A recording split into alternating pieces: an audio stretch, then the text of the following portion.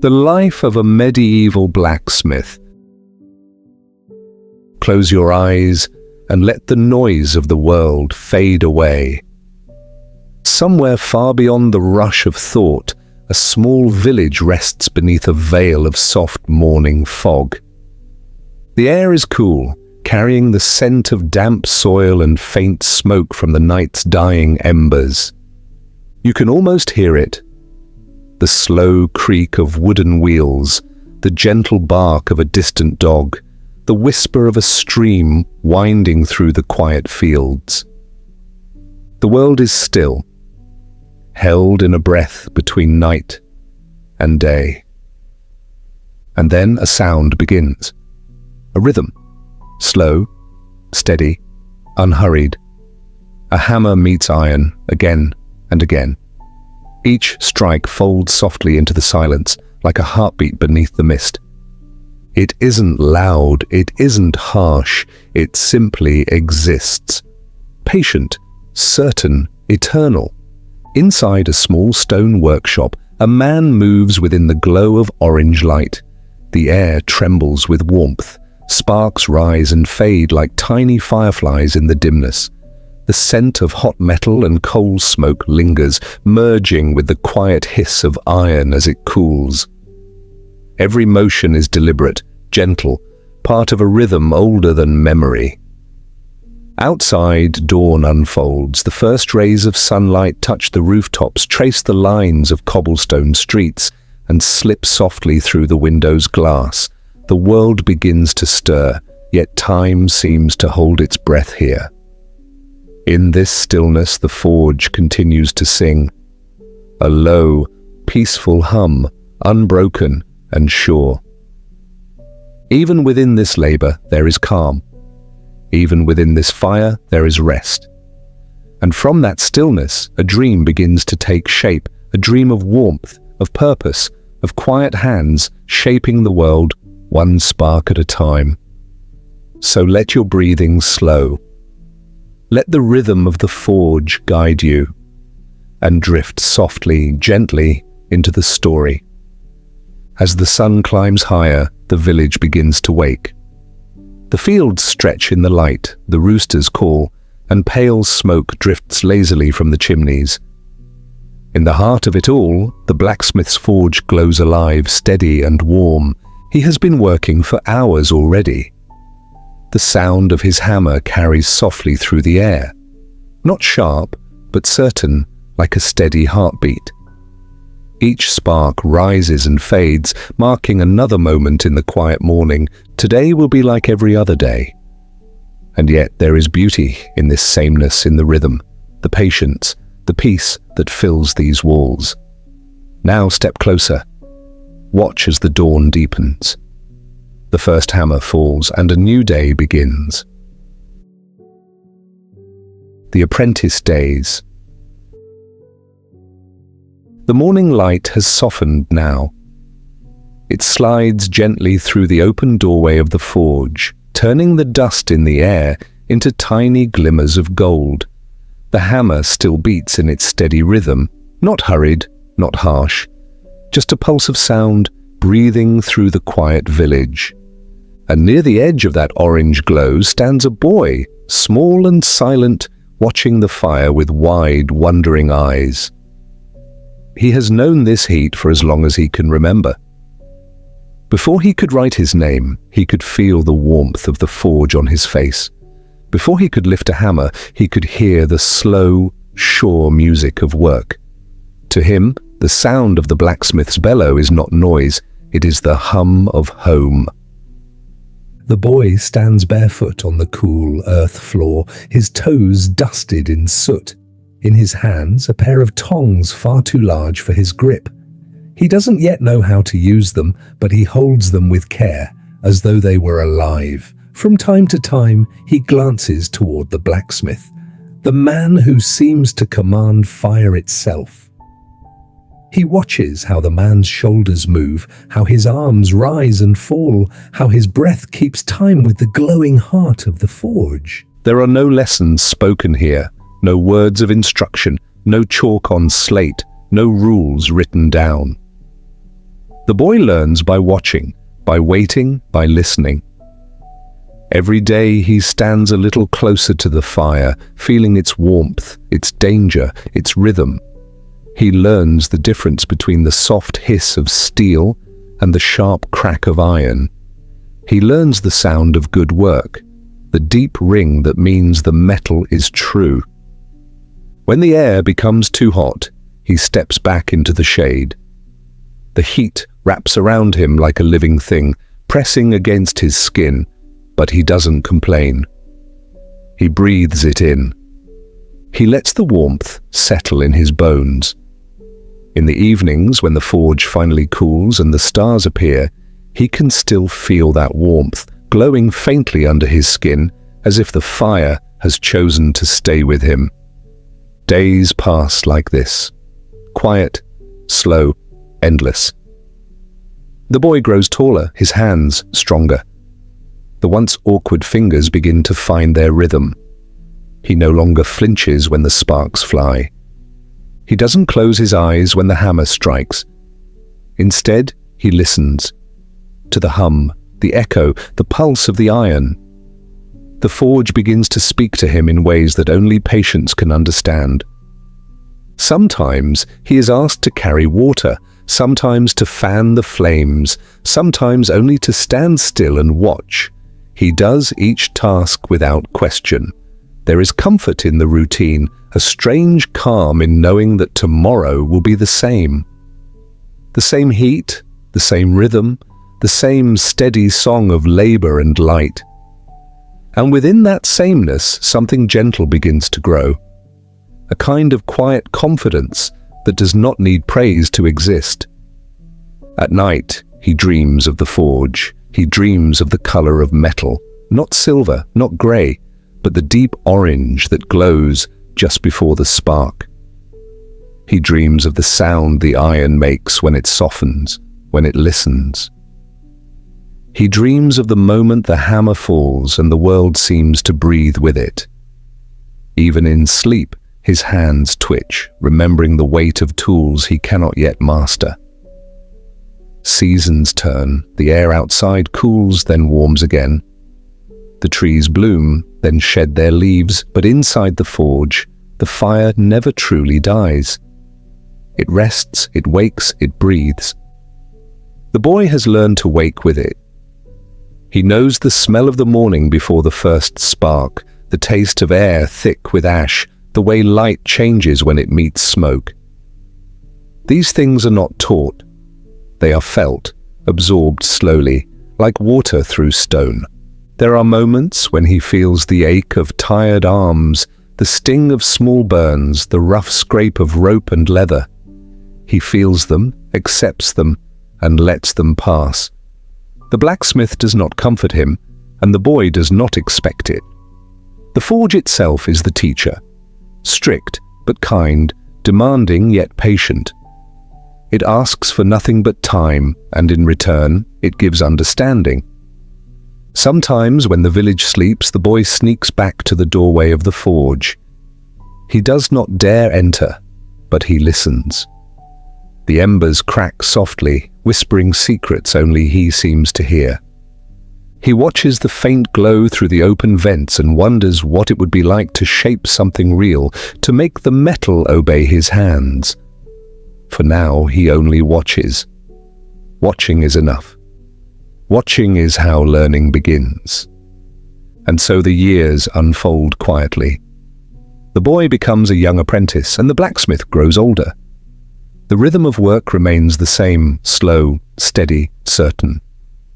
There is no rush to master, no fear of failure, only time and repetition and the slow awakening of skill. Each motion that once seemed impossible now comes naturally. Each mistake becomes a memory, softened by patience. Through it all, the boy's heart remains calm. The forge no longer frightens him. The fire no longer feels wild. He understands that the secret of the craft is not strength, but stillness, the ability to move with the rhythm instead of against it. He does not chase perfection. He simply learns to listen. Outside, life in the village continues. The seasons, the harvests, the endless turning of days. But inside this small, warm space, time stands still. The boy has found a world within the glow of iron and flame, a place where everything makes sense, a place where work is a whisper, and patience is peace.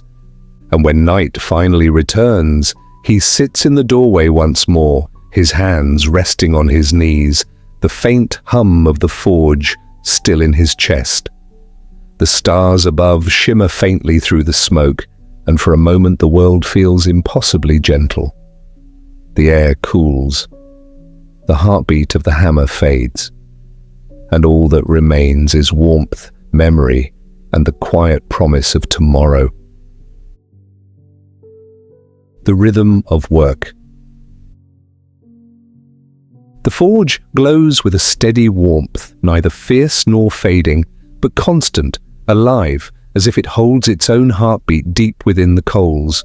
The air shimmers faintly, alive with heat and the smell of burning metal. Every surface seems to hum with quiet energy. The walls absorb the sound, the earth beneath the blacksmith's boots vibrates softly with each strike. Nothing rushes here, nothing competes. The rhythm of the forge is its own kind of silence, a measured conversation between man and flame. The hammer rises and falls, each motion deliberate, smooth and sure. The sound it makes is full, not sharp, not jarring, but deep and resonant, like the earth sighing beneath the weight of time. Sparks bloom, burst and fade, leaving tiny ghosts of light that vanish into the heavy air. The smell of iron, the hiss of steam, the low rumble of the bellows, all of it weaves together into something that feels less like work and more like breathing. The forge exhales heat, and the man inhales it. Together they exist in a quiet balance that needs no words. Outside, the day moves forward, but here, time seems to have forgotten its pace. The sun might rise or fall, and the world might spin, but inside this small circle of warmth, everything is unchanging. The blacksmith does not count the hours, he measures the day in the rhythm of his work. Each stroke of the hammer is a heartbeat. Each pause, a breath, and between those beats the quiet stretches, long and tender, filling the space like a calm tide that never withdraws completely. He listens to the metal, not with his ears, but with his whole being. It speaks softly when it's ready, when the color deepens to the right shade of orange. It resists when struck too soon, sings sweetly when struck just right. This language is older than words, and he has learned it through patience, through years of standing in the same place, holding the same tools, feeling the same weight travel through his arms. In this conversation between fire and steel, the man is both teacher and student, both maker and made. When the iron cools, the sound changes from bright to dull, from ringing to muted. The blacksmith knows when to stop, long before the silence arrives. He lifts the metal, studies its edge, then returns it to the fire. There is no frustration in the repetition, no boredom. Only the deep satisfaction of knowing that the work will always be here, waiting, endless as the rhythm of breathing. He does not seek perfection. He seeks presence, the stillness of doing one thing so completely that nothing else exists. In the corner, the bellows breathe their steady sighs, feeding the fire with life. The glow within the coals deepens, pulsing like the slow beat of a living heart. The man wipes the sweat from his brow, leaving a faint trace of soot across his skin. It doesn't matter. The soot is part of him, the mark of every day spent in this quiet devotion. The air tastes of metal and heat, and yet it feels clean, honest, grounding, real. His movements are neither hurried nor lazy. They are simply right. Every step has a purpose, every gesture has weight. When he moves to the water trough, the hiss of cooling metal fills the forge, soft and steady. The steam rises in curling tendrils, twisting like thoughts that dissolve before they can form. He watches it drift, and in that small moment, the world seems to hold its breath again. The water settles. The fire crackles, the rhythm continues, the blacksmith hums under his breath, a tune without melody, without words. It isn't a song anyone taught him. It's something that rose naturally from years of repetition, a pattern carved into his soul. The hum joins the rhythm of the forge until it becomes impossible to tell where one sound ends and the other begins. Hammer, breath, flame, hum. Together they form a single, endless lullaby, the sound of a life lived fully within a single purpose. Through the haze of heat, the world outside seems distant, unreal. The light that enters through the open door shimmers like water. The air carries the faint echo of birds, the whisper of leaves, but those sounds belong to another world, a softer one perhaps, but not more peaceful. Here, in the steady pulse of the forge, there is a different kind of peace, one that doesn't depend on silence, but on rhythm. The rhythm holds him, the rhythm carries him, it is both anchor and release. Time continues to fold in on itself. The boy who once stood in the doorway is gone, replaced by a man whose hands no longer tremble. Yet somewhere, in the small, quiet corners of his heart, the child still watches in awe, still listens, still learns. The rhythm that once fascinated him has become the rhythm of his own breath. He no longer imitates it, he is part of it. He belongs to it. The heat no longer feels like fire. It feels like companionship, a living presence that has shared his every day. The anvil is no longer an object. It is an old friend shaped by thousands of strikes, thousands of moments of focus. Even the walls, darkened by soot and smoke, seem to hum softly with memory. Every mark tells a story, and the stories blur together until they form one long dream of work, of warmth, of purpose.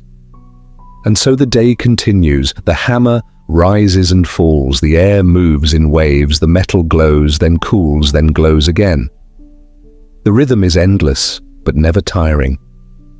It is a language of balance, a conversation that soothes as it shapes, that comforts even as it demands. There is no beginning to it, and no end, only the steady beat of creation and rest, the pulse of fire and hand and heart. As the afternoon deepens, the light in the forge softens, the edges of the day blur, shadows stretch slow and calm. The hammer's rhythm becomes slower, deeper, until it feels more like a heartbeat than a sound. The man pauses, sets the metal aside, and listens one last time to the faint hum that fills the space, the hum of life itself, quiet and infinite. The forge breathes, the air shimmers, the rhythm lingers like a final note, suspended in the air. And as it fades, there is peace. The body and the fire. The blacksmith's body has changed with the years, shaped by heat and labor as surely as the metal beneath his hands. The muscles in his arms have grown dense and quiet, like ropes of earth hardened by sun and wind. His shoulders curve slightly forward, pulled by the weight of time and repetition. Yet there is strength in that curve, a strength that does not shout, but hums softly beneath the skin, patient and enduring. Each line of his body tells a story, carved not by words but by movement, by years of lifting, striking, breathing, waiting. The skin on his palms is no longer soft. It has become a map of ridges and scars, a record of sparks caught and burns ignored. The calluses are thick, yet they do not hurt. They are part of him, like bark to a tree. When he runs his thumb across the rough surface of his hand, he feels a quiet pride, not vanity, but a calm acknowledgement that he has given himself to something that required everything. The heat that once stung now feels familiar, almost gentle. The forge no longer burns him. It embraces him. His eyes have learned to see differently. What once was blinding, the glow of molten metal, the glare of flame, has become a language of color and shade. He can tell by the hue of iron when it is ready to bend, by the flicker of a spark when it is too cool to shape. The red and orange that others might see as harsh light are, to him, a spectrum of meaning. In those colors, he reads the rhythm of his work, the temper of his craft, the quiet pulse of the fire that mirrors the one in his chest. His gaze, though tired, carries that glow, the reflection of countless dawns spent standing before the forge. The smells of his world have woven themselves into him. Smoke, iron, sweat, oil. They cling not as stains, but as memories, layered and inseparable. The scent of burning coal has become as natural as air. When he steps outside and the wind carries the smell of rain, he still senses beneath it the faint trace of ash, as though the forge follows him wherever he goes. There is no border between his body and his work, no line where the man ends and the labor begins. The forge breathes through him. The rhythm of the hammer beats within him. They are one. Sometimes, in the middle of a long day, he pauses to rest his hands against the edge of the anvil. The metal is warm from use, vibrating faintly with the memory of impact. He leans into it, lets the hum travel through his palms into his arms, up his spine. It feels like the earth speaking back to him, low, steady, grounding. His breath slows, the sweat cools against his skin. The noise of the world outside fades until there is only this simple conversation. Man and fire, breath and flame, effort and stillness. The body knows what to do long before the mind remembers. The rhythm lives there, deep within muscle and bone. Years have softened the urgency of youth. Where once he worked with force, now he works with balance. His strikes are measured, his movements quiet, economical. There is no wasted motion, no sharp edge of frustration. Every swing follows a path traced by 1,000 before it. Each gesture carries the memory of the last. Even when his arms grow heavy, there is grace in the fatigue, a kind of peace that only comes from doing the same thing so long it becomes a form of meditation. He does not fight the fire anymore, he listens to it, he lets it lead. When he breathes, he feels the warmth fill him, not burning but steadying.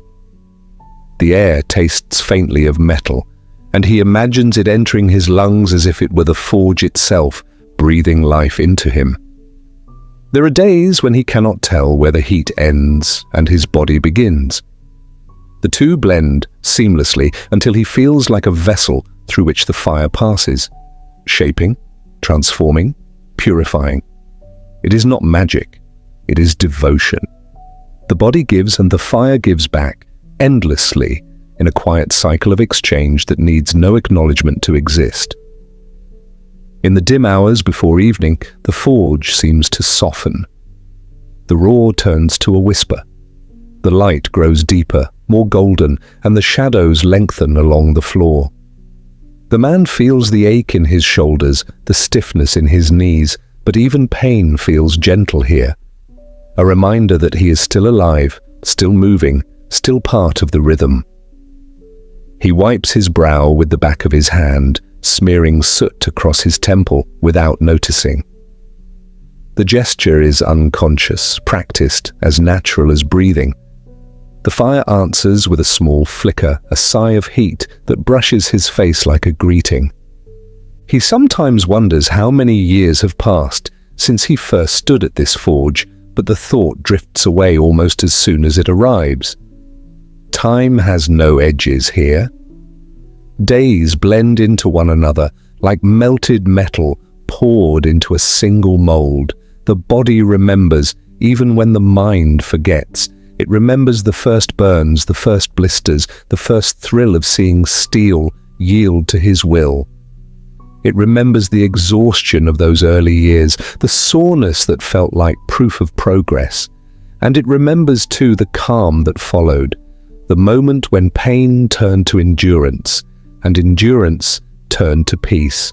At night, when the forge is quiet and the world cools, he sometimes feels the ghost of the day still alive beneath his skin.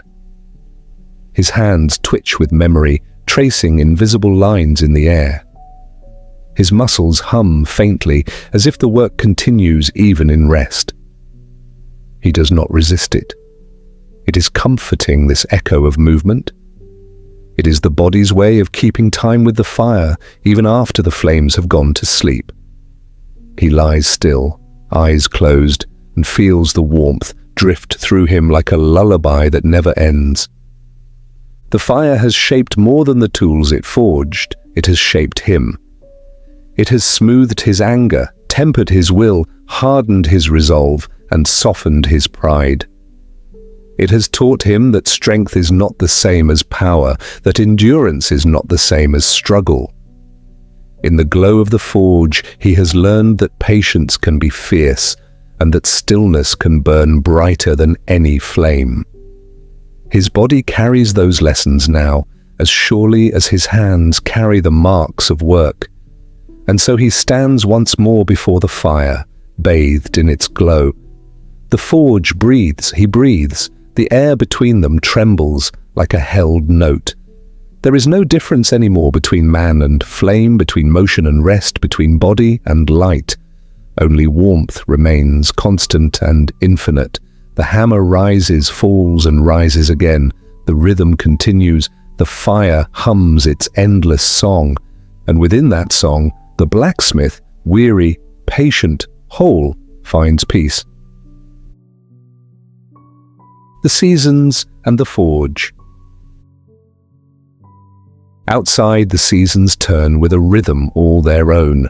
The sky shifts from blue to grey, from the softness of spring to the sharp breath of winter. Yet inside the forge, the air remains the same. The fire burns with patient constancy, untouched by wind or rain. Beyond the door, the world moves in circles, but within these walls, time is a line, slow, unwavering, glowing red at its center. In the winter, when frost paints the windows in thin silver veins, the forge becomes a refuge of warmth. Snow drifts past the doorway, melting as it meets the breath of the fire. The blacksmith feels the cold only faintly at his back, for before him, the world is alive with heat. The air ripples softly, and the flames move like silk, wrapping the room in their steady light. The sound of the hammer feels fuller in these months, each strike echoing in the stillness outside, a reminder that life persists even when the earth sleeps. In spring, the scent of rain seeps in, carrying with it the freshness of new leaves, of soil waking beneath the thaw. The forge hums with quiet joy, though the work does not change. The blacksmith still moves with the same deliberate grace, his arms remembering every motion, his breath keeping pace with the slow rise and fall of the bellows. But something in the air feels softer. The sparks rise higher, brighter, as though touched by the promise of growing things. When he steps outside for a moment, the sunlight feels tender against his face, and for an instant he imagines the forge breathing in rhythm with the world beyond. Summer brings a heavier kind of heat, thick and golden. The forge, already warm, becomes a small sun of its own. The air inside shimmers, trembling at the edges, as though even light has grown weary. Sweat gathers at the blacksmith's brow, traces down his neck, darkens the collar of his shirt. He does not mind. The heat feels honest here, born not from burden but from purpose. The days stretch long, and the sound of the hammer carries far across the fields, mingling with the buzz of cicadas and the scent of hay.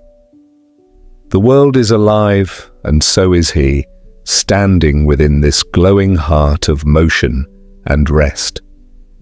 Then comes autumn, and the light turns to amber. The trees beyond the forge surrender their leaves one by one, drifting like embers into the wind. The blacksmith watches them sometimes through the open door, the orange of their fall mirroring the glow of the coals. The air grows cooler, gentler, and the rhythm of his work slows just slightly as though echoing the year's fading breath.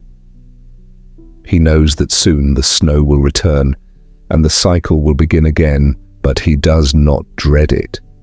The repetition comforts him.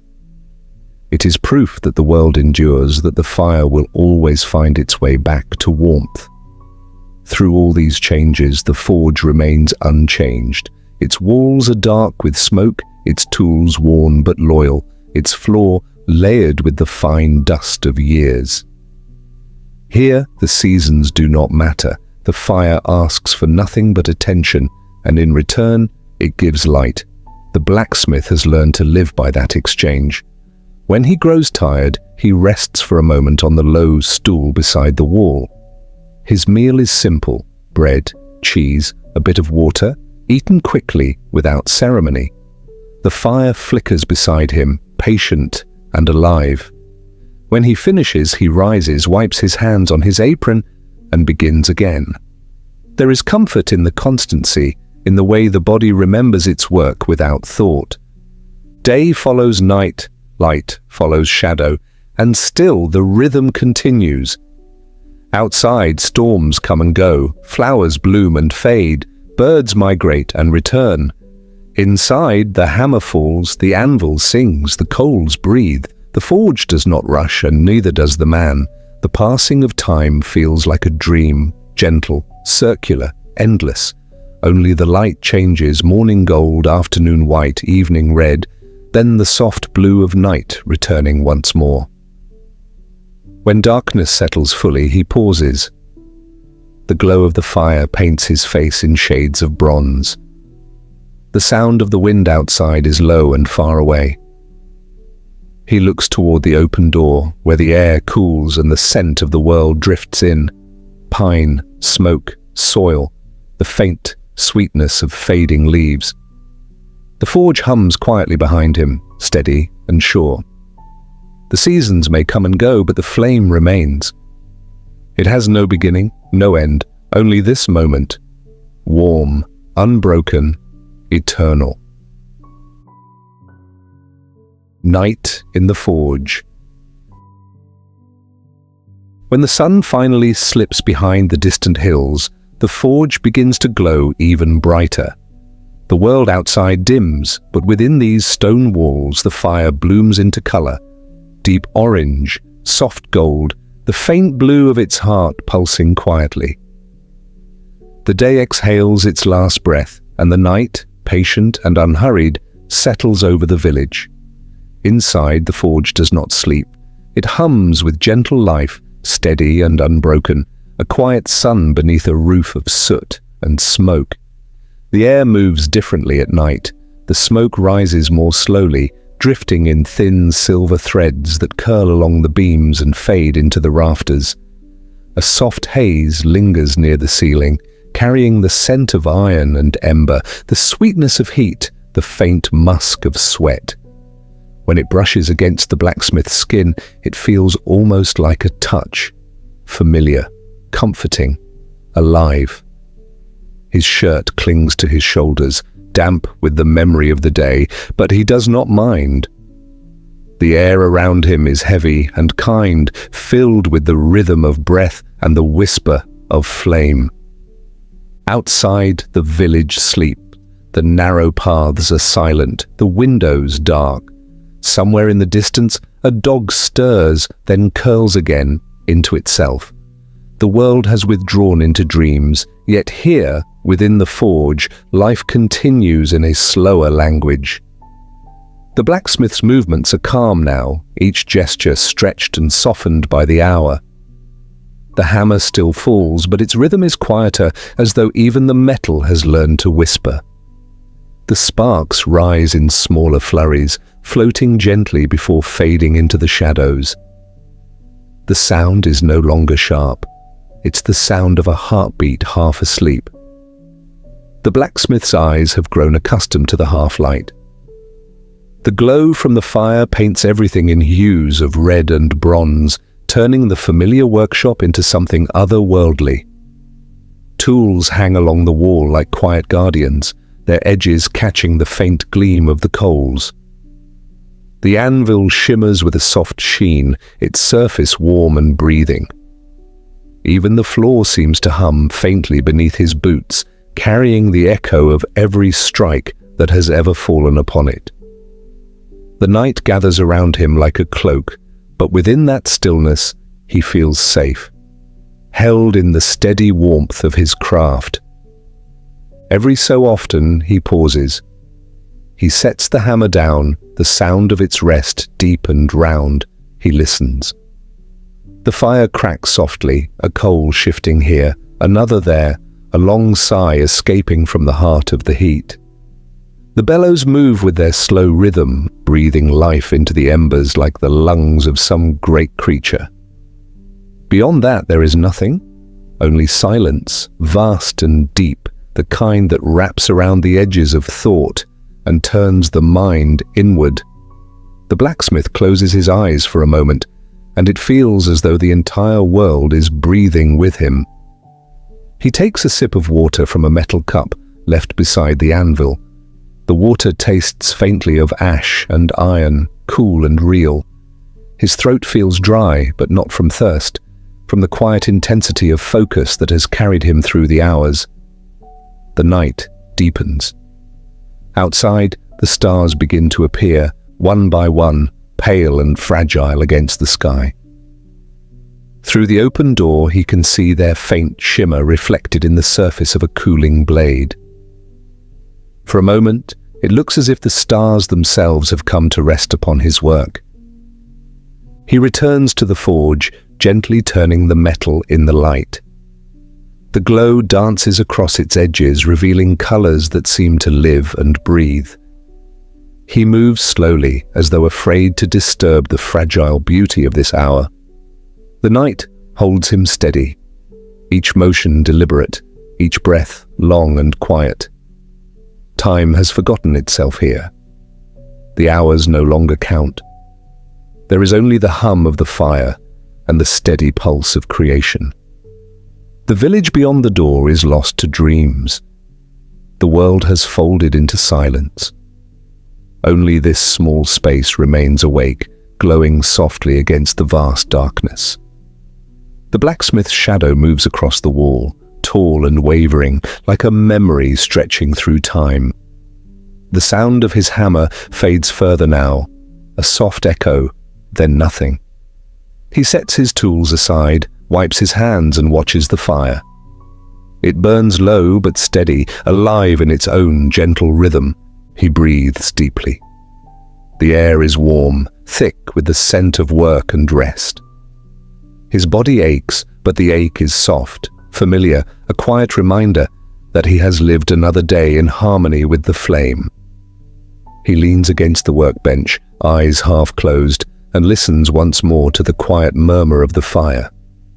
The forge seems to breathe, slow and peaceful, matching his heartbeat, matching the rhythm of the night itself. Outside, a faint wind moves through the trees. The sound is distant, like a lullaby carried from another world. The stars shimmer, the coals fade to red, and everything begins to blur at the edges.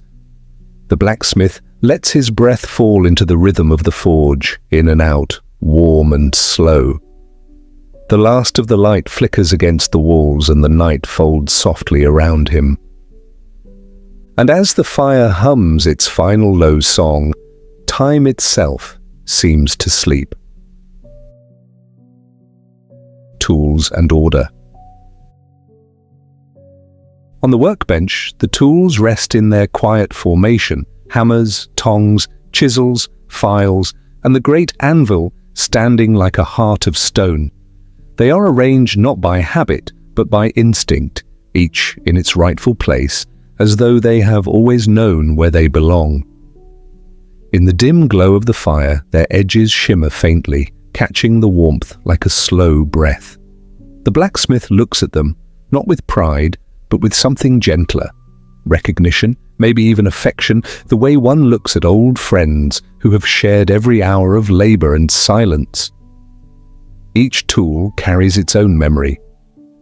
The hammers, worn smooth at the handle, tell stories of countless blows, of sparks that once leapt high, of iron that yielded and became more than it was. The tongs, dark and scarred, remember the weight of molten metal held steady in their grasp. Even the smallest chisel bears the mark of use, a tiny chip on the edge that the blacksmith has long since stopped repairing. To others, these might seem imperfections. To him, they are signatures, proof of life, of time spent in devotion to something that cannot be rushed. He knows each one by touch. In the dim light, he does not need to see to find them. His hands move across the table, and the tools answer his fingers like instruments waiting for the first note. The hammer fits his grip perfectly, the balance familiar, the weight unchanging. He could tell them apart in total darkness, not by shape, but by feel, by the faint scent of metal and oil that clings to each one differently. His skin has memorized them, and in that memory lives a quiet harmony, the kind that only comes from years of repetition, of care, of simple, faithful work. When the day's task is complete, he sets the finished piece aside. The movement is calm, deliberate, almost ceremonial. The newly forged object, still warm from the fire, rests among the others. Tools, work, and creation forming one continuous circle. He does not rush to admire it. He does not speak. There are no words of celebration here, no grand gestures of achievement.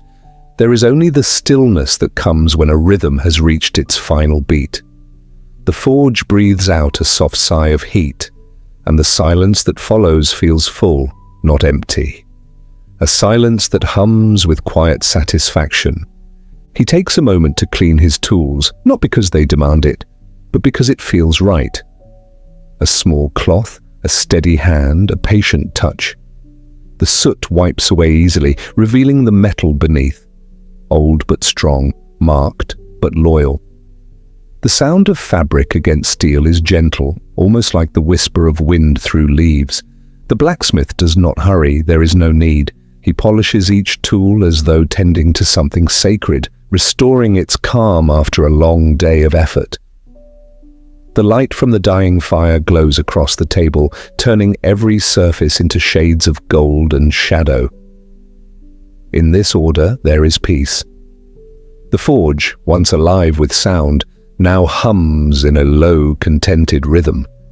The air has cooled, but warmth lingers in the stones and in his hands.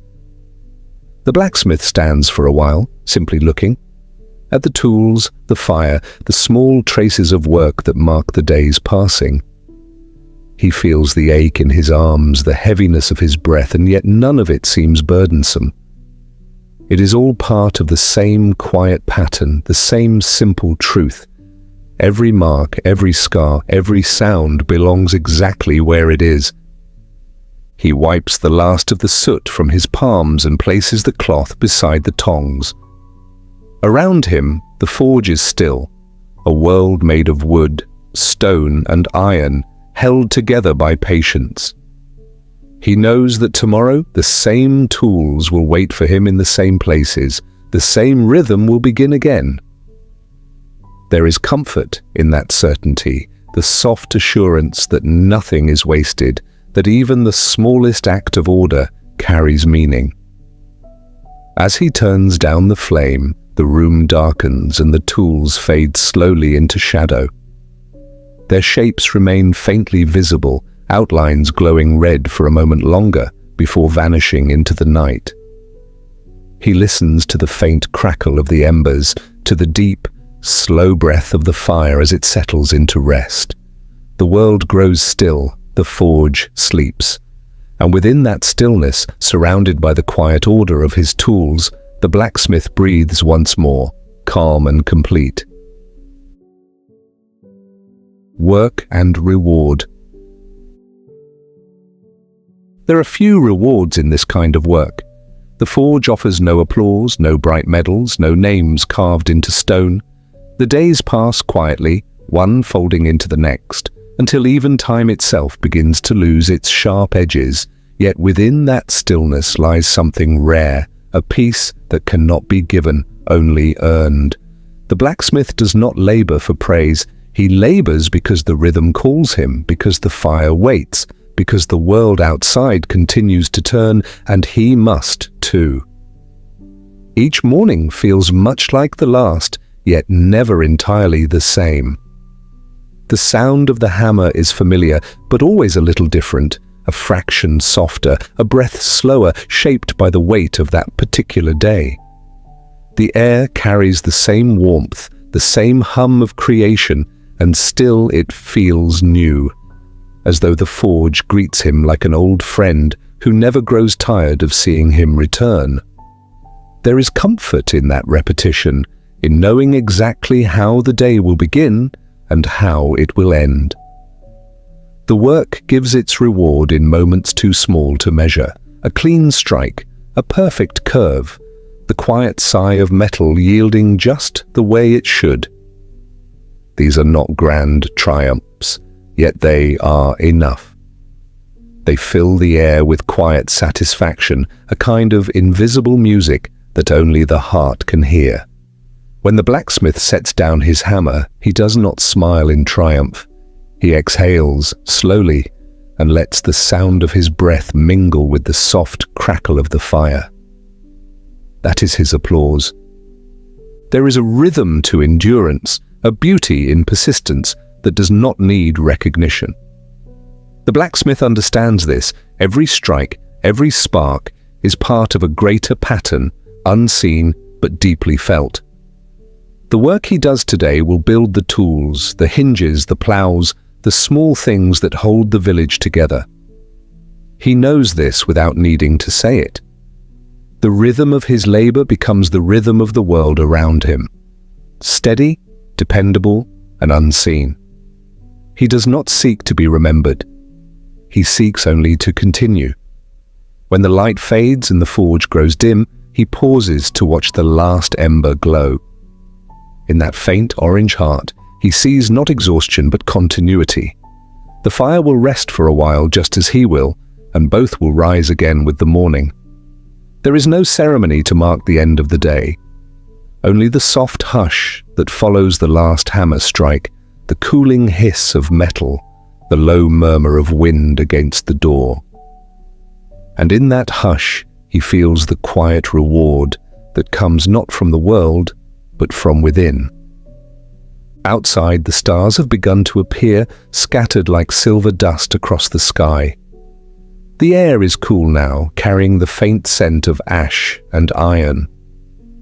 The blacksmith steps outside, stretches his arms, and listens to the silence that fills the spaces between the sounds of the night. The forge glows behind him, steady and patient, a small beacon in the dark. He knows it will wait for him, always the same, always ready. That is enough. He breathes in the cool air, slow and deep. The ache in his muscles fades into a kind of calm. There is no need for celebration, no need for words. The day has been lived fully, quietly, honestly. The work is its own reward, and in that truth, the blacksmith finds peace. And as he closes the door behind him, the forge hums softly, a final lullaby of fire and rest, carrying him gently into the stillness of the night.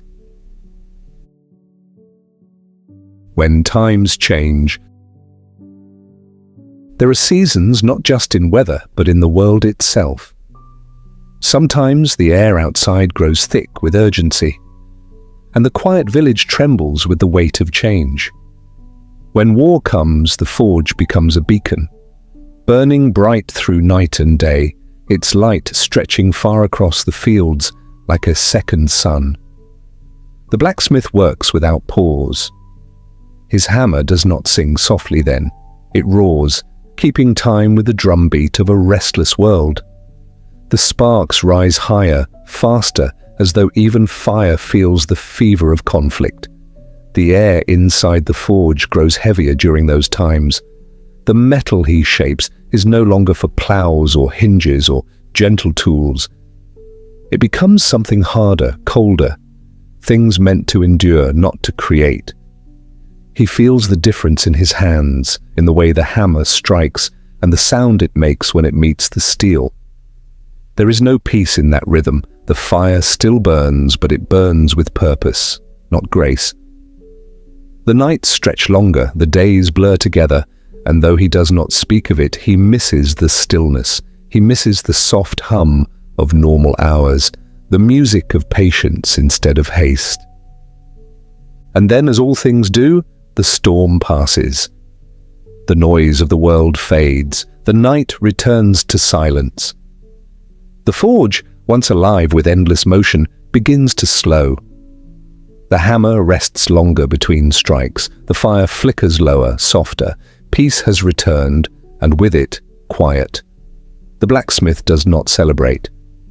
He simply stands before the forge and listens to the calm. The air feels lighter again, almost fragile in its stillness. He knows this silence, has known it many times before, and he welcomes it like an old friend returning from a long absence. Even in peace, the fire still waits. Each morning, before the village wakes, the blacksmith kindles the coals, breathes life into the embers, and watches as the first glow spreads through the forge. The flame does not judge the world outside. It does not care for war or calm, for triumph or loss. It only asks to be tended, to be given breath and care. In return, it gives warmth, light, and the soft rhythm that carries him through every day. There is a kind of truth in that simplicity, a wisdom he has long since come to trust. He has learned that fire does not abandon those who nurture it. It fades, yes, but only when neglected. If he feeds it gently, if he listens to its breathing and waits for it to rise, it will always return. In this way, the blacksmith's days never truly change, even when the world does. The forge remains his constant, a heart that beats quietly in all seasons, through every silence and every storm. As dusk gathers outside once more, he sits beside the glowing hearth. The flames shift slowly, their light moving across the walls like water. The air hums with a soft warmth, steady and eternal. He closes his eyes for a moment, breathing in the familiar scent of smoke and iron, feeling the pulse of the forge align with the rhythm of his own heart. The world beyond may change, may shout, may sleep, but here, within the circle of light, nothing is ever lost. The fire endures, the warmth remains. And in its gentle glow, the blacksmith finds peace, the kind that does not fade with time, but deepens, glowing quietly, like an ember that never dies. Marks of the trade. The blacksmith's hands tell the story that words cannot. Across his skin lie the faint memories of heat, small scars, soft burns, pale lines where fire once kissed the flesh and left its quiet signature. The wounds have long healed, but they remain, written into him like the language of his craft. Each mark carries a moment, a spark that leapt too high, a tool that slipped, a moment of care turned into a lesson. Time has softened them, made them part of the landscape of his body, as natural now as the lines that age has drawn upon his face. His fingers no longer move as swiftly as they once did. The joints are stiff in the mornings, the knuckles round and strong but slow to bend. Sometimes the weight of the hammer feels heavier, the swing less quick. Yet he does not mind. There is no sadness in this change. The body, like metal, is shaped by what it endures. It bends, it bears, it remembers. And though the years have worn away a measure of speed, they have given him something deeper, a kind of grace that moves not with haste, but with understanding. Every motion now feels effortless, even when it requires strength. His hands know where to go before his mind decides. His muscles carry memory, 1,000 small instincts formed through years of repetition, to lift the hammer, to hold the tongs, to guide the glowing metal. All of it happens as naturally as breathing. The forge has become an extension of himself and his body, an instrument through which the fire speaks. The rhythm between man and flame is no longer learned, it is lived. When he works, he does not think of the motions nor of the outcome. He listens instead to the whisper of the coals, to the weight of the hammer, to the deep sound of steel meeting steel. His breath joins the rhythm. His heart moves in time with the ringing metal. The separation between thought and action fades until there is only movement, flowing smooth and unbroken like water, guided by gravity alone. This is not labor anymore, it is meditation.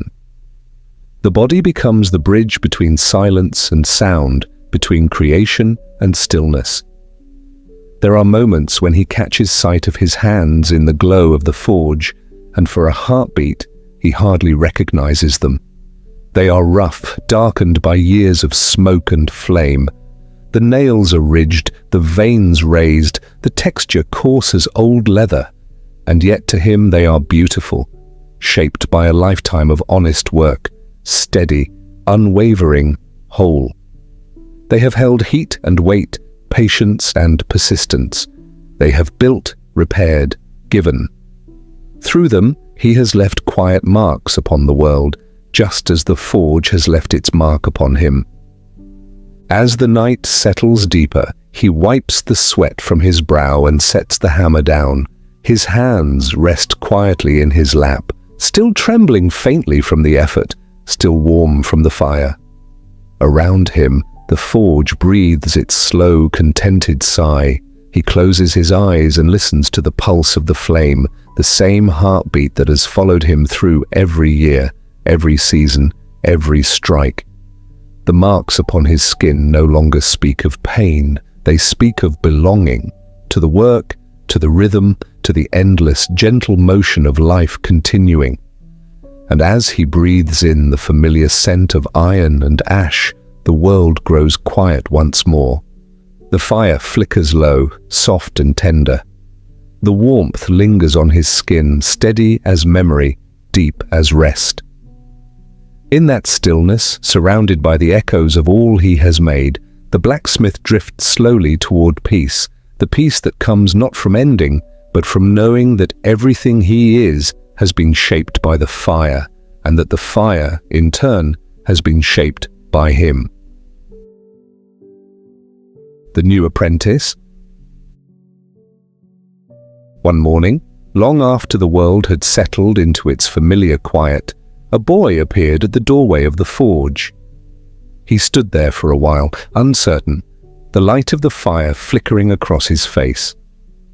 The blacksmith looked up from his work, his hands steady, his breath even, and simply nodded. No words were needed. The boy stepped closer, drawn by the warmth, by the sound, by the strange music of hammer and flame that filled the air like a slow, beating heart. In that silent exchange and a nod, a step, a shared breath, something new began. The blacksmith did not speak much that day, nor the next. He had never been one for instruction. Words, he believed, were too quick, too thin to carry the weight of what must be learned here. Instead, he worked as he always had, slow, deliberate, sure. The boy watched.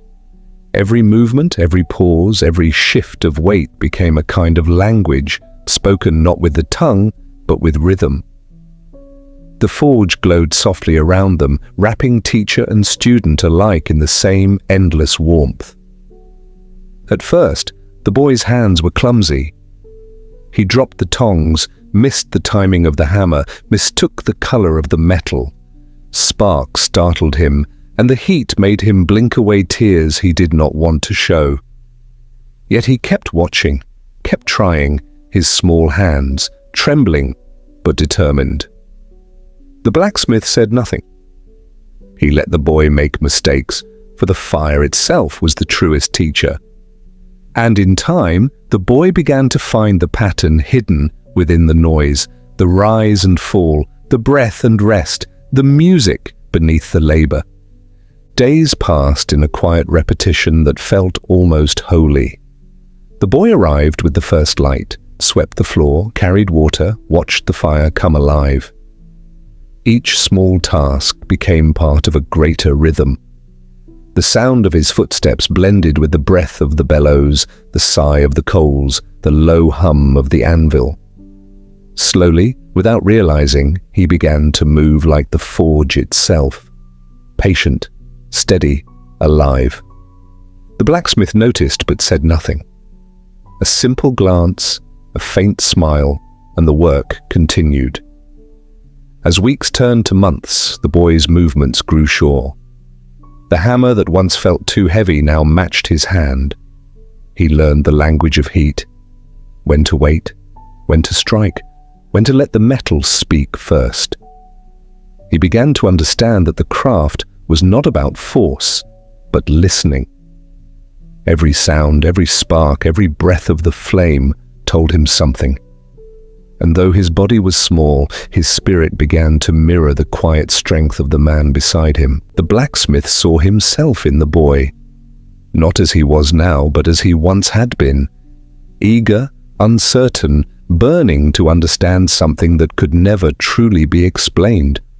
There was comfort in that reflection, in knowing that what he had learned would not end with him. He felt no need to claim it, no urge to teach through words or praise. The rhythm of the forge was enough. The boy would learn as he had, through silence, through repetition, through the slow, endless breath of the fire. One evening, when the day was nearly done and the forge glowed low, the boy lifted a finished piece of iron from the anvil. It was small, imperfect, but whole. He looked to the blacksmith, unsure. The old man only nodded again, the same quiet gesture as on that first day. The boy smiled faintly and set the work aside, his heart warmed not by approval, but by understanding. And so the craft continued, passed not through words, but through presence, through the shared rhythm of breath and heat and time. The fire flickered, patient as ever, lighting two faces instead of one. Outside, the evening wind whispered through the fields, carrying the scent of ash and dusk. Inside, the forge glowed, alive, eternal, and the old rhythm began anew. The late supper. When the last echoes of the hammer fade into the still night, the forge begins to rest. The day's labor has ended, and the world outside has gone dark. The air holds a faint glow, warm and alive, as if the fire itself refuses to surrender too quickly. The blacksmith moves more slowly now, his steps measured, his hands gentle, as he sets each tool in its place. The rhythm that filled the long hours of work softens into silence. Only the quiet hum of the coals remains, a final song of light and breath. He sits down at the small wooden table near the wall, the same place he has always sat when the day is done. His meal is simple, a crust of bread, a bit of cheese, a bowl of soup still steaming faintly from the pot that hung near the fire. He eats in silence, not out of loneliness, but out of peace. The sound of chewing, the crack of the crust, the slow sip of warm broth, these are enough. They fill the space around him with a quiet satisfaction that words could never touch. The forge glows behind him, painting his shoulders in gold. The firelight is brighter than the lantern on the shelf. It dances along the walls, soft and flickering, alive in the way only something ancient can be. Shadows move gently across the room, the outline of tools, the curve of the anvil, the faint shimmer of metal still cooling from the day's final work. It feels as though the forge is breathing, exhaling warmth, while the rest of the world inhales the calm of night. Outside, crickets sing. A wind moves through the fields. Inside, there is only the slow, steady rhythm of existence. After finishing his meal, the blacksmith pours a small cup of water and washes his hands. The water darkens quickly, carrying away the soot and the day's exhaustion. He splashes his face, closes his eyes for a moment, and breathes in the scent of smoke, iron, and damp earth. It is a smell that belongs to him now, as much a part of his being as breath or heartbeat. He dries his face with a rough cloth, the gesture simple, unthinking, practiced 1,000 times. The warmth of the fire brushes against his skin, kind and constant. Before leaving for the night, he stands once more before the forge. The fire is lower now, its colors deepening, gold fading to amber, amber to red. The coals shift quietly, settling into themselves. He leans on the anvil, feeling its coolness beneath his hands, and watches the last light pulse within the heart of the forge. It reminds him of breath, of life, slow, calm, and eternal. The world outside may change, but here, this glow remains the same. He takes a final breath and nods as if to thank the fire for another day. There are no words, only that silent understanding between man and flame. He knows the embers will fade, but he also knows they will wait for him, sleeping gently in the ashes, ready to wake again at dawn. That thought warms him more than the fire itself. As he turns toward the door, the forge hums one last time, a soft murmur like a lullaby. The air is warm, the night cool beyond the threshold. He steps outside, the stars opening quietly above him. Behind him, the coals still glow, steady and slow, holding the memory of the day within their light. The door closes, the forge sighs, and the night folds itself around the quiet world. And somewhere in that stillness, between the fading warmth and the cool breath of the night, the blacksmith's heart rests, content, peaceful, and ready for sleep. The sound of cooling embers. Night has fully arrived. The forge no longer sings. The hammer rests where it was placed, still and waiting, its handle faintly warm from the hands that held it all day. The anvil, once alive with ringing sound, now sits in silence, reflecting only the last soft light from the dying fire. The world inside the workshop has exhaled, a long, slow breath of completion, and what remains is calm. In the heart of the forge, the coals glow faintly, their color deep and low. The bright flames of the day have softened into embers that pulse with slow, even light. They crackle gently, releasing tiny whispers of sound, a faint, delicate nudge of heat breaking free. Each sound feels like the echo of a memory, the quiet remembrance of work done, of energy spent. It is not the fire's voice now, but its heartbeat, soft and fading, marking the end of another day. The air inside the forge has changed. It is cooler now, carrying the scent of ash and metal, a fragrance both earthy and clean. The heavy warmth that filled the room during the day is slipping away, rising softly toward the rafters, leaving the ground cool beneath the blacksmith's feet. The walls, darkened by years of smoke, seem to hold the memory of heat, even as it fades. A lingering comfort, like the last trace of sunlight after dusk. The light flickers across the stones, dimmer with each passing breath. The coals, once red, turn to grey, their glow like distant stars sinking beyond the horizon. The silence deepens.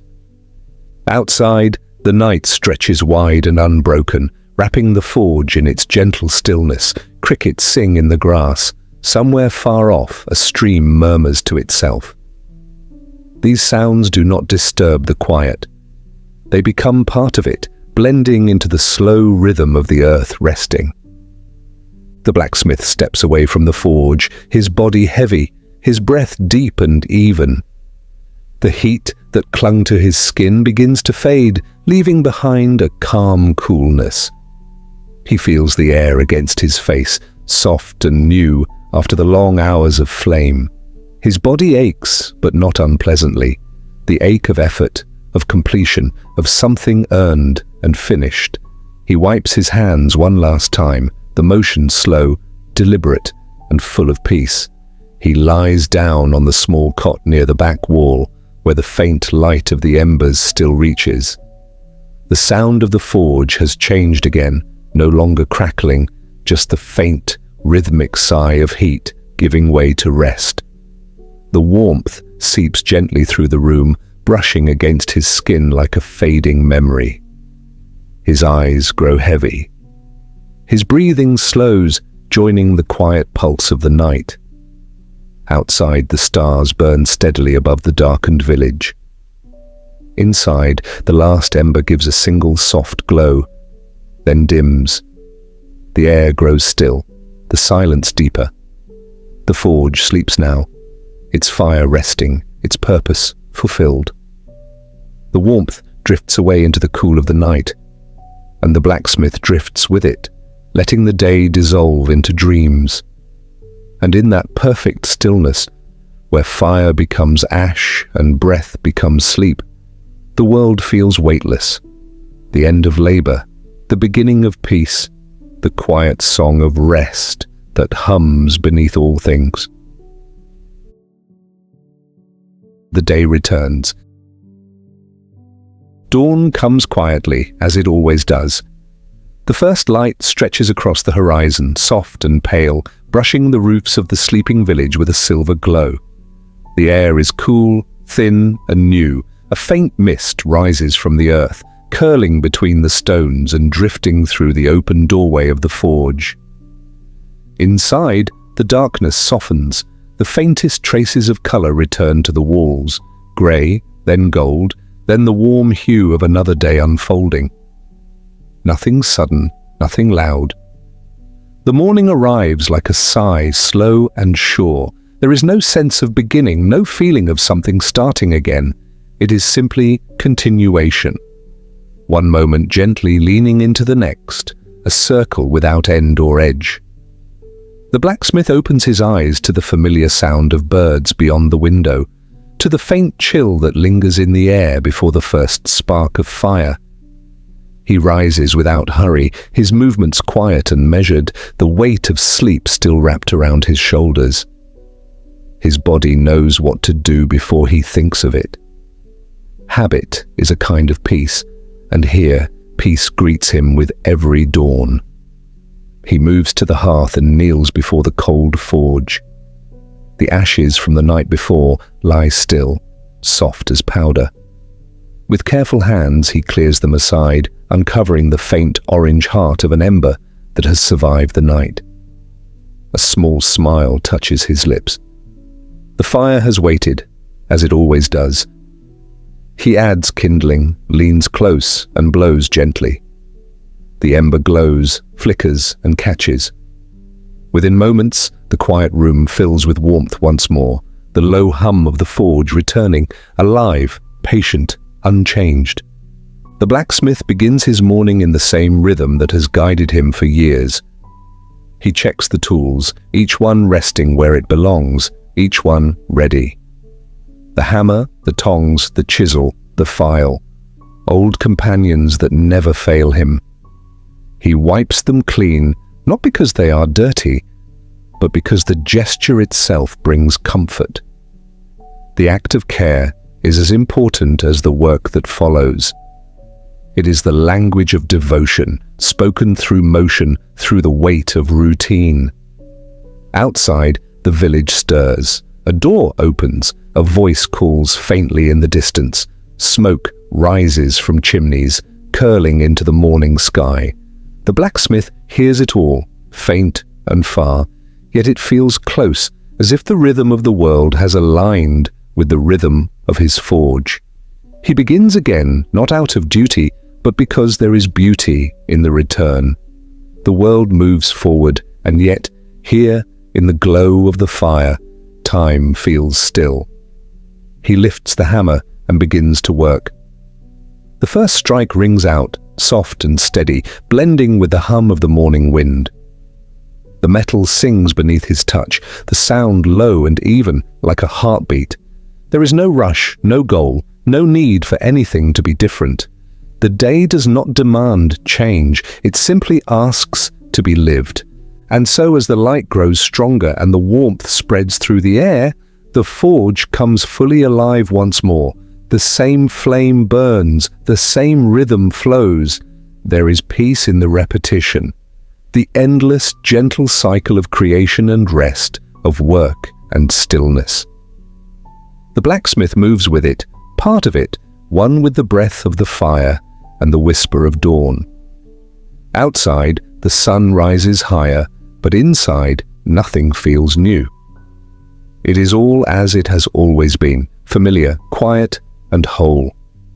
The fire hums softly, the hammer falls in rhythm, and life continues, steady and beautiful, just as it should.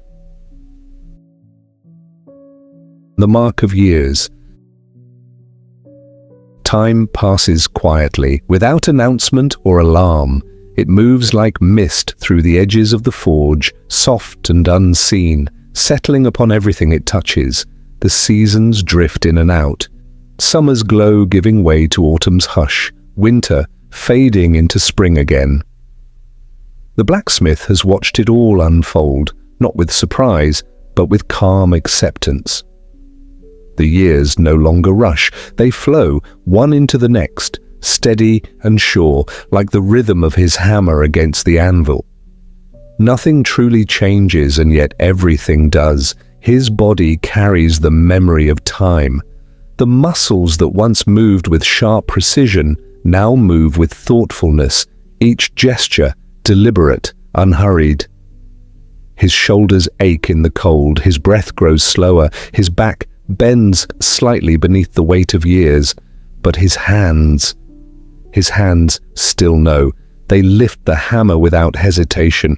They find the right grip, the right balance, as if guided by memory rather than will. The strength may fade, but the understanding deepens. His work no longer demands effort. It flows naturally, the way a river finds its path after years of knowing where to go. Each morning, he rises before the village wakes. The world is grey and still, caught between night and day. The forge waits in silence, its ashes cool and patient. He kneels beside them, as he always has, and with careful breath and gentle hands, he coaxes the fire back to life. The small ember glows faintly, catches the kindling, and soon the warmth returns, spreading through the air like a familiar song. The flame greets him as an old friend would, without question, without need for words. Together they begin again. He no longer measures his days in what he makes, but in the quiet moments between. The steady beat of the hammer, the glow of the fire, the hush that follows each completed piece. There is no ambition now, no hunger for mastery or recognition. The craft has become its own reward, the act of creation enough to fill each day with meaning. The blacksmith understands that the truest beauty lies not in perfection, but in persistence, in the gentle, patient repetition that keeps the heart and hands moving long after youth has gone. When he looks into the fire, he sees not just the present flame, but all the flames that came before, every spark he has ever lit, every warmth he has ever shared. The forge holds the memory of his life etched into the tools, the stones, the walls darkened by smoke. Each mark is a trace of time, a testament not to achievement but to endurance. He belongs to this place as surely as the fire belongs to its hearth. The world outside moves faster now. New sounds, new ways, new hands that no longer need the old tools. But here, within these quiet walls, time stands still. The blacksmith does not resist the change. He simply continues, slower perhaps, but steady. The flame still answers him, loyal and true. The rhythm remains, softer now but unbroken. As the day deepens and the sun spills gold across the forge, he pauses and leans upon the anvil. His breath is calm, his face peaceful. The fire hums beside him, warm and alive, just as it has always been. He knows that one day his hands will no longer rise to greet the morning. But today is not that day. Today the hammer still fits perfectly in his palm. The flame still dances when he breathes, and time, gentle and unhurried, moves quietly onward, not as an ending, but as a continuation of everything that has ever been. The fire fades, and silence. The day has ended. The final echoes of the forge have dissolved into the air, leaving behind only a deep and restful stillness. The blacksmith sets down his hammer, the weight of it familiar and kind, and listens to the silence that follows. It is not an empty silence, but a full one, filled with the memory of every sound that came before. The faint hiss of cooling metal, the soft sigh of the bellows, the low hum of heat still clinging to the stones. All of it settles now, gently, like dust in the fading light. He sits beside the forge, his hands resting loosely upon his knees. The fire that once roared with life now burns low, a pool of red light softening into grey.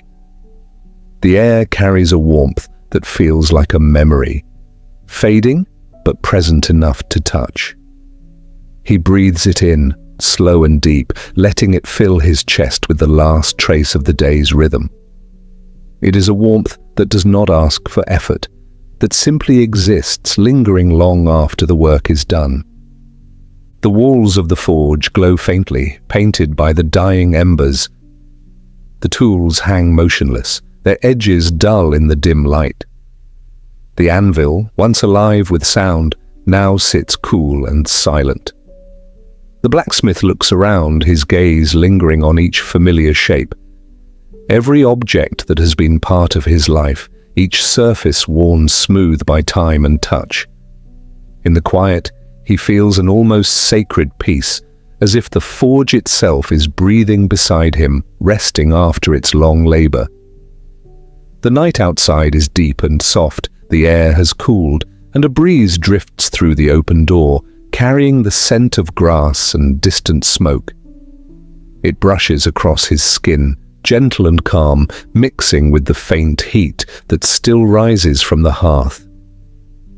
He closes his eyes, and for a moment he hears nothing.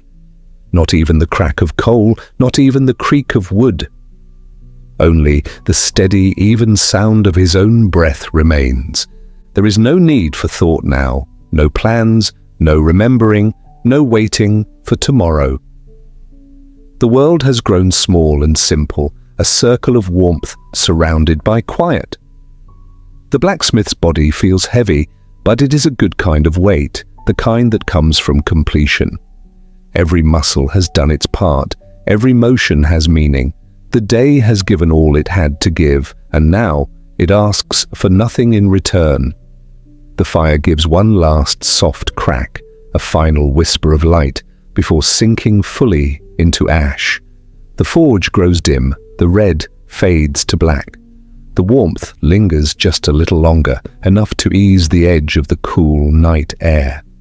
The blacksmith leans back, his eyes half closed, his heartbeat slow and steady. He can feel the heat ebbing away from his skin, leaving only calm behind. A calm that feels endless, weightless, whole. He sits like that for a long while, not asleep, not awake, somewhere in between where time does not matter. Around him, the night deepens, the forge rests, the air grows still. The silence expands until it becomes everything, gentle, warm, and infinite. And when the last trace of light finally fades, the blacksmith smiles faintly, his breath blending with the quiet. The fire has ended, the work has ended, but the peace remains. The forge sleeps, and so does he. The world breathes once more, slow, steady, and at last, completely still. Close your eyes now, let the sound of the day fade away until only quiet remains. The story of the blacksmith, his heat, his hammer, his endless rhythm, has ended. The forge has cooled, the air is still, and the glow that once burned so fiercely is now only a faint memory in the dark. It was a hard life, yes, filled with weight, with sweat, with the ache of years. But it was also steady, certain, simple. Every sunrise brought work, every sunset brought rest. There was no rush, no noise, no need for more than what was already there. You can feel that rhythm now, somewhere deep within you. The slow pulse of breath, the gentle rise and fall of calm returning. The world beyond this moment can wait. There is nothing to fix, nothing to do, nothing to think about. Only the warmth of rest, the softness of the dark, and the peace that hums beneath everything. The fire has gone out, but its warmth remains. The hammer is silent, but its rhythm lives quietly in your heartbeat.